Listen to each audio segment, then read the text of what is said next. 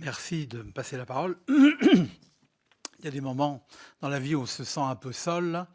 Je suis en train de vivre un tel moment, heureusement néanmoins que je suis là, pour rompre un peu ce bel unanimisme. Je représente donc l'opinion exprimée par l'Académie de médecine, également par l'Académie de pharmacie. Je m'honore d'appartenir à ces deux académies, dont je rappelle qu'elles rassemblent les meilleurs spécialistes pour l'Académie de médecine, de la clinique, de la toxicologie, de la pharmacologie. On peut au passage d'ailleurs s'étonner que la MILT, puis la MILDECA, n'ait jamais convoqué pour recueillir leur avis les membres qui de la commission addiction, qui de la commission stupéfiants, de l'Académie de médecine ou de l'Académie de pharmacie. Dès lors, évidemment, lorsque notre opinion s'exprime, elle arrive dans un milieu qui n'a pas du tout été préparé, et dès lors qui n'a pas du tout été préparé, et dès lors qui peut paraître un peu surprenant. Nous avons exprimé une opposition forte, résolue, mais surtout argumentée contre les salles de shoot. Oui, la réduction du risque, évidemment, qui, plus que nous, y est sensible. Mais les premiers risques qui nous semblent importants à devoir être pris en considération, c'est d'abord le risque d'accueil de nouveau, un effet d'appel sur la toxicomanie. Nous sommes un pays qui est particulièrement frappé par ce fléau et qui doit avoir une attitude qui pourra paraître peut-être plus pusillanime, mais qui doit prendre en compte le fait de ces chiffres extraordinaires, calamiteux donc, qui caractérisent la situation des drogues en France. 73 000 morts chaque année du fait du tabac, 49 000 morts du fait de l'alcool. Voilà ce que sont les chiffres des drogues licites. Et on imagine volontiers ce qu'il deviendrait si les drogues illicites se mettaient à partager donc le laxisme qui porte sur ces deux drogues que je viens d'évoquer. Donc le premier des risques, c'est de voir en fait, par un effet d'appel, eh bien, s'intensifier le processus toxicomaniaque dans notre pays. Le deuxième risque, c'est l'ancrage en fait des toxicomanes dans leur déviance, dans leur pathologie. Car en effet, le fait d'organiser calme au calme l'injection de drogue, avec le sourire de l'infirmière et même une petite collation, ne sont pas des éléments qui, dans une vision pavlovienne, eh bien, est de nature à détacher, à créer l'aversion donc pour ce comportement toxicomaniaque. Oui, c'est vrai que ça fait très mal au cœur de voir les conditions dans lesquelles ces pauvres toxicomanes s'administrent leur drogue, bien évidemment. Mais en fait, dans cet inconfort, il peut y avoir des éléments, pas tous les éléments, mais des éléments qui contribuent à leur dissuasion. Alors on dira, mais il faut les faire venir à nous. Attendez, tout de même, que n'a-t-on mis en place dans notre pays pour ce faire? À prix d'or d'ailleurs. Alors est-ce un échec complet de tous ces dispositifs? Je pense qu'ils vont devoir être revisités. Avant de mettre un wagon supplémentaire à un convoi, il faut s'assurer que les wagons qui existent déjà sont normalement occupés. Et je pense qu'il va falloir, et de façon urgente, en fait, revisiter tous ces dispositifs. Je pense au CARUD, on en a 135, au XAPA, on en a 260, qui vont devenir 510 par la fusion avec les CAA. On a les soupes populaires, on a les Croix-Rouge, on a les bus méthadone, on a les centres méthadone. Et tout ça, passez-moi l'expression, ça coûte la peau du dos. Et pourquoi faire autant de filets qui avaient été tendus pour justement empêcher de retrouver cette situation extrême qui est celle de ces sujets qui auraient échappé à tous ces dispositifs? Il va donc falloir les attirer. C'est la stratégie du grain jeté au moineau pour les prendre sous le filet. Eh bien, cela, évidemment, n'est pas satisfaisant, cela n'est pas acceptable.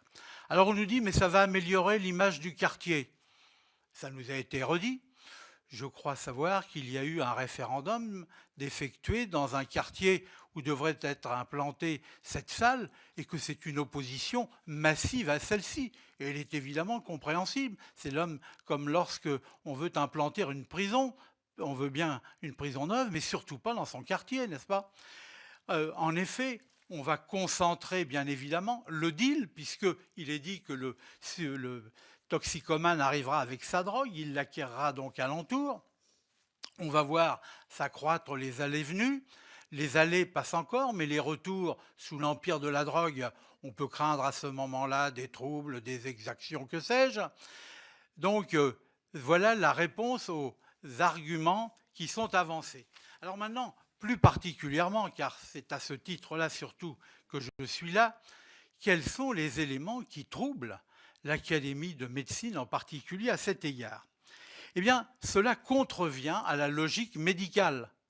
On ne traite pas une intoxication en facilitant, en autorisant la dispensation du produit à l'origine de cette intoxication. C'est aussi le problème de la responsabilité médicale. S'il survient une overdose, et le nombre d'overdoses constatées, en particulier au Canada, est plus que triplé, et si l'on en juge en particulier par la consommation de la naloxone, du Narcan, qui est le médicament destiné à rattraper cela. Alors évidemment, c'est rattrapé sur place. Pourquoi ces overdoses in situ sont-elles accrues? Parce que le sujet, en fait, s'injecte avec le sentiment d'être en fait surveillé, de pouvoir être pris en charge. Donc, certes, on les rattrape, mais le nombre de ces overdoses est beaucoup plus important que lorsque le sujet s'injecte à l'extérieur. Il était évoqué tout à l'heure la méthadone. C'est effectivement un outil qui peut être tout à fait important, qui pourrait être mis d'ailleurs non pas seulement aux mains des carutes, des XAPA, mais donné à tous les secouristes, donné aux pharmaciens du quartier, afin de pouvoir rattraper justement ces overdoses qui pourraient intervenir dans la proximité de ceux qui savent faire une injection. Elle pourrait être d'ailleurs seulement sous-cutanée. Rupture avec la déontologie médicale. Le serment d'Hippocrate que nous prêtons pour devenir médecin, eh bien, nous fait nous engager à ne pas corrompre les mœurs, c'est-à-dire de donner de mauvais signaux en direction, en particulier, de nos plus jeunes. Ceci, bien sûr, contrevient à la loi de 1970. Il va falloir la faire évoluer, cette loi. Car comment pourrait-on imaginer ces squats de la santé qui seraient financés par l'État pour que se pratique à l'intérieur ce qui est interdit à l'extérieur? Il va d'ailleurs falloir faire évoluer le regard de la police qui va devoir autoriser qu'alentour de ces salles de shoot, de consommation à moindre risque, eh bien, puisse s'effectuer le deal puisque les sujets viennent avec leurs produits. Le fait pour un médecin d'accepter de participer à l'injection d'un produit non identifié, en quantité non définie, avec des produits de coupage non connus, injection portant sur un produit ni stérile ni apyrogène, eh bien, enlever l'échelle, il ne faut surtout pas être médecin pour pouvoir tolérer et imaginer cela. Et puis, il y a quelque chose au corps qui nous trouble, c'est le prix de ce dispositif. Nous sommes attachés à essayer de former le prix de revient d'une salle de shoot. On s'est inspiré pour cela des centres méthadone, en appliquant évidemment des adaptations du fait de la nature même de ces salles de shoot. Et nous sommes arrivés au prix annuel de fonctionnement de 2 500 € par salle de shoot. Non. Là, on fait une affaire. Non. Là, De 300. là, je prends.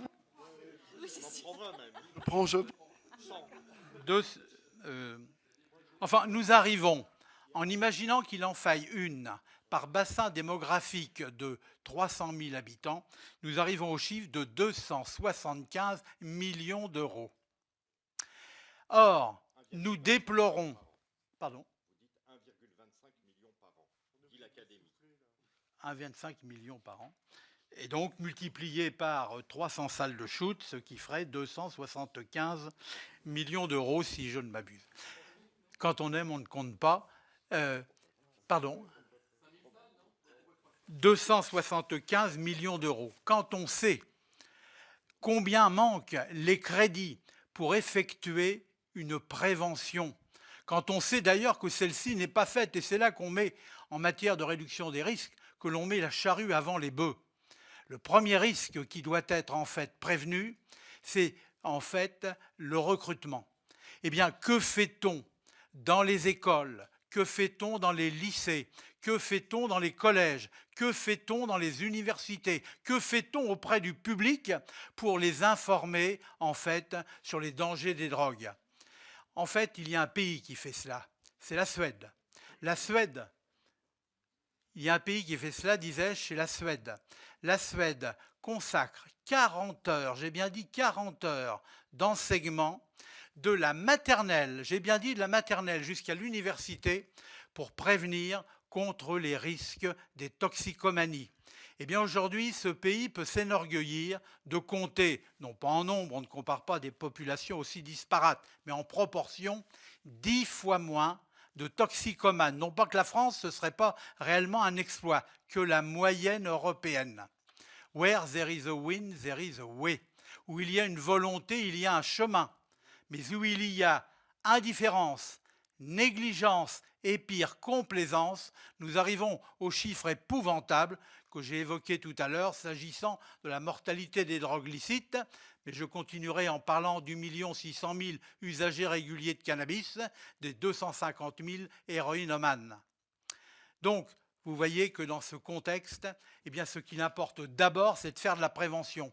Et il faut donner les moyens à cette prévention et ne pas les réduire encore pour ce qu'ils sont, pour aller les mettre dans un dispositif qui en fait traduit un cuisant échec de tout ce qui avait été mis en place pour empêcher cela. J'ai dit Carude, Xapa, Busméthadone, Centméthadone, et cette dispensation à 150 000 patients d'un Subutex, d'une buprénorphine à haut dosage, totalement galvaudé. Et le dossier qui est en train de s'établir va bientôt péter au nez des pouvoirs publics et des addictologues qui couvrent depuis de trop nombreuses années ces insupportables scandales. Oui, c'est absolument scandaleux, ce détournement, tout ce trafic autour de cela qui permet à certains de revendre cette buprénorphine pour s'acheter leur chère héroïne, chère à tous les sens du terme, pour aller revendre ça à des mômes qui découvrent en fait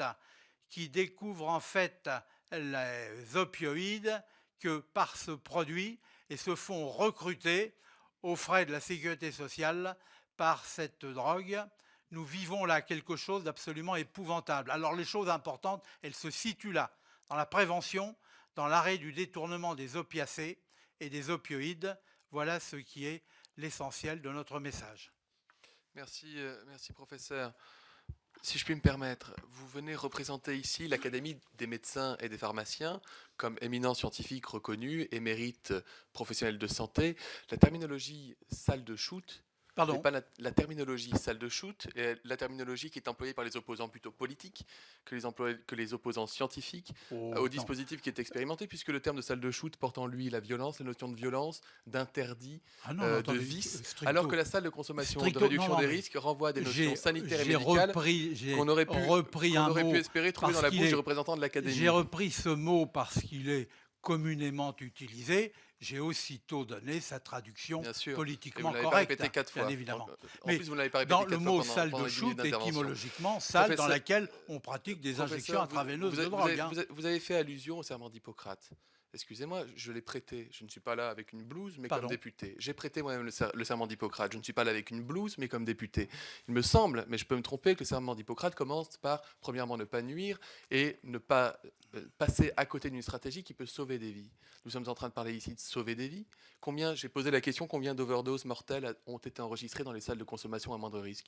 0 dans le monde entier, après 30 ans d'expérience. Je suis extrêmement surpris que l'Académie de médecine porte des jugements, si véritablement c'est l'Académie qui porte ces jugements, à la fois sur le coût, sur l'impact social, politique de la politique de réduction des risques, et ne se concentre pas davantage sur les faits scientifiques et médicaux pour lesquels les experts de l'Académie sont appelés à se prononcer. Je vous ai dit que mon propos serait issu de ce que j'ai compris, appris au sein de la commission addiction de l'Académie de médecine d'une part, au sein de la commission stupéfiants, et réexprimé avec ma propre conviction. n'est-ce pas? C'était donc une conviction. Pardon? C'était donc une conviction.